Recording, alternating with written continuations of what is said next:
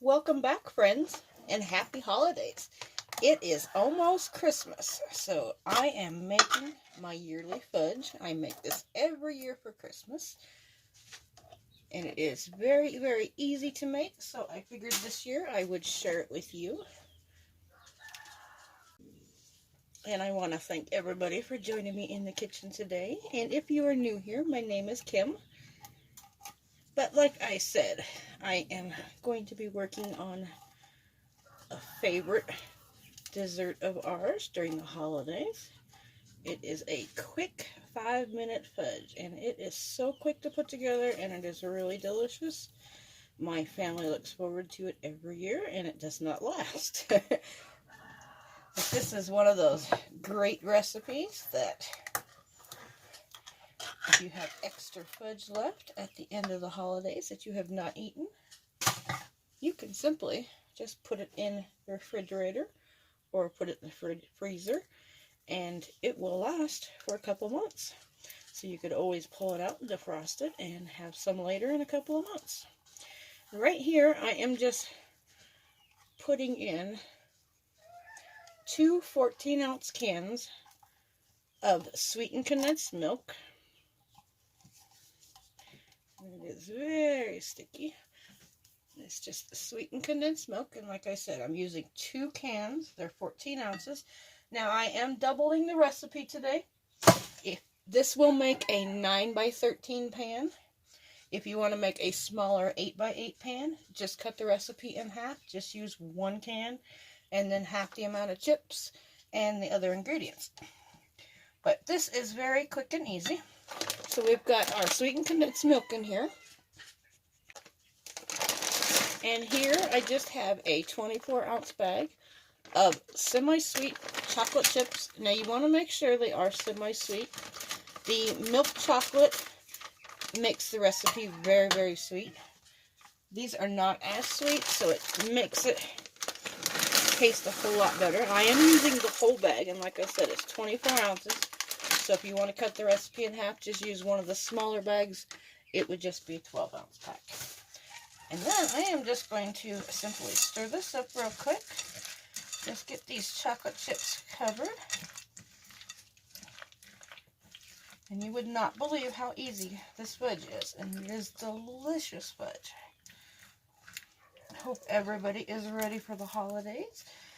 It is only about 6 days away. Now I have a glass bowl here. Make sure you use a microwave safe bowl. I'm going to put this in the microwave for 1 minute, and then I'm going to pull it out and stir it. And while that's in the microwave, I have a pan already. I'm just using a disposable aluminum pan today. It's a 9 by 13 pan. And I've just taken 2 pieces of parchment paper, and I've just cut it to fit, and I just creased it so it fits down inside the pan. So when our fudge is ready, all we got to do is lift it out. Now, just do not use aluminum foil. If you try to use aluminum foil, it will stick to your fudge. I did that years ago, the very first time I ever made fudge, and it stuck, and it took me hours to peel the aluminum foil off the fudge. So just use parchment paper. It's much easier. Okay, my microwave just went off. Let's go stir it. I just microwave this for 1 minute. I'm just going to give it a stir. You can see that it is starting to melt those chocolate chips. I'm just going to stir it up really well. And then we're just going to keep putting it back in the microwave for 30 seconds at a time until this is completely melted. We want all those chocolate chips all melted. We want all that sweetened condensed milk combined with those chocolate chips.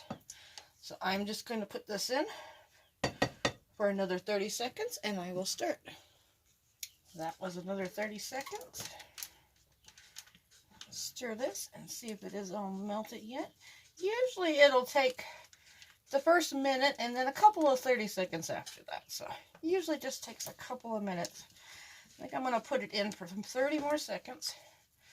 Now you don't want to overheat this, and you definitely don't want to put it in the microwave for more than 30 seconds because it could scorch your chocolate, and chocolate will burn very, very fast, and then you would have to throw it away and start all over, and you wouldn't want to throw this ooey gooey goodness away.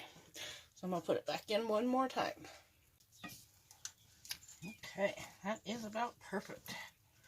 So that was 2 minutes total, the first minute, and then 30 seconds.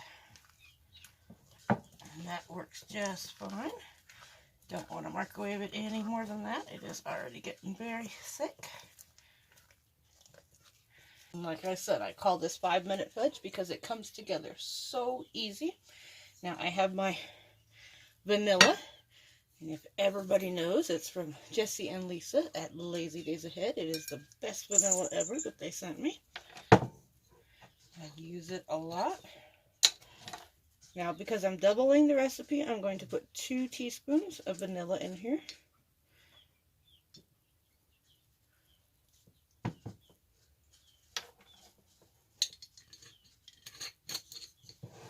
Stir that up. Now, you got to kind of work quick because you don't want this to start to harden up on you.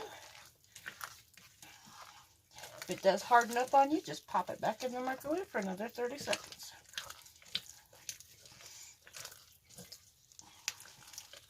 Ooh, you add that vanilla and it smells so good. Now this fudge, I am just making a plain batch of fudge. Nothing extra in it. You could put anything you want in it. You could put chocolate chips in it. You would want to add them right now. You could put any kind of nuts in there. You could put walnuts. You could put toffee pieces. It's endless. You could crush up the little white peppermint, little red and white peppermint that you get during the holidays, the little starburst ones. You could crush them up and put them in it, or you can just sprinkle it over the top if you want. I'm just going to pour the fudge into this pan. That bowl is heavy. But if you are a chocolate lover, you will love this recipe. I have been making this for probably 30 years. Ever since my husband and I have been together. So a little over 30 years. So, and it is always a holiday favorite. And it is quick, easy to put together. Wipe my fingers off. I got some fudge on my fingers. And now I'm just going to push this to the edge of the pan. I just want to smooth this out. And like I said, if you want to add any other stuff to this, now, before you put it in the pan is the time to do it. You could also make a s'mores fudge. You could add some chocolate chips and some little mini marshmallows in it. And if you don't want it in the fudge, you could always just sprinkle it over the top of the fudge and push it down a little bit. But today, I'm just showing you the plain old-fashioned fudge. Okay. Smooth this out as smoothly as you can get it. You don't want to work too much with it because it will cool off on you. It'll start to get a little sticky. It is homemade, so it doesn't have to be completely perfect. Okay, that's all there is to it. Now I'm going to take this and I'm going to put it in the fridge for a minimum of an hour. It has to be at least an hour. I usually like to leave it a couple hours, or you can even leave it overnight and then just cut it the next day. You might have to, if you leave it overnight, you might have to let it sit on your counter for about 10 minutes before you try cutting into it, because it is a little tough to cut into after it's been sitting forever. But this is one of those great make-ahead dishes, candies that you can make for the holidays. You can make it right now. We're 6 days till Christmas. Today is Monday. This video should be out on Tuesday, so it'll be 5 days till Christmas when you see it. But you can make it, put it in your fridge, cover it with some aluminum foil, let it sit there, and then pull it out the day of or the day before and cut it. So I'm going to put this in the fridge and I'm going to let it sit, and I will probably see you back here tomorrow or later this evening, and I will show you what it looks like. So it's been about 2 hours. I actually cheated and just put mine in the freezer so I could get this all done today and get it cut up and show you what it looks like. And see how easy it is to lift out of there when you use that parchment paper? It makes it really easy to lift out. I'm just going to get this paper peeled back. And it does stick a little bit in the corners. Just get in there. Helps if you got a fingernail. And just peel it right off.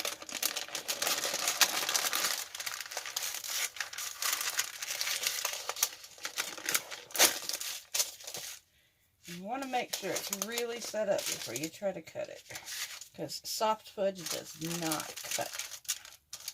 And I like to cut mine into smaller little bite-sized pieces. You could cut big pieces if you want, but it is very, very dense and very, very sweet, and you don't need a whole lot to be satisfied.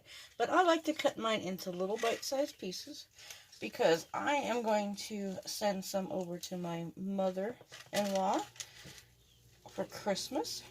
And I've also got a couple other places I am going to send fudge to. So I am just going to cut about 1-inch squares. And like I said, you could go bigger if you want, but we just like the smaller bite-sized pieces. And you really need a long knife. Make sure your knife is completely dry. You do not want any water on your knife. But a long knife works, and a serrated knife does not work real well. But just push down. And my knife is almost not long enough. This doesn't take too much effort. And then I just like to wiggle my knife to pull the pieces apart. And it is that simple. And then I just cut them into bite-sized pieces. And if you have sprinkles, or even that Christmas glitter sprinkles, you could sprinkle that over the top right after you put it in the pan, just to give it a little festive look. But doesn't that look really good? It's nice and set up. It's nice and thick. But it is a perfect bite-sized piece of fudge. It's actually about 2 bites if you do a 1-inch square. So I am going to work on getting all the rest of these cut up, and I'm going to get them plated. I'll show you what they'll look like.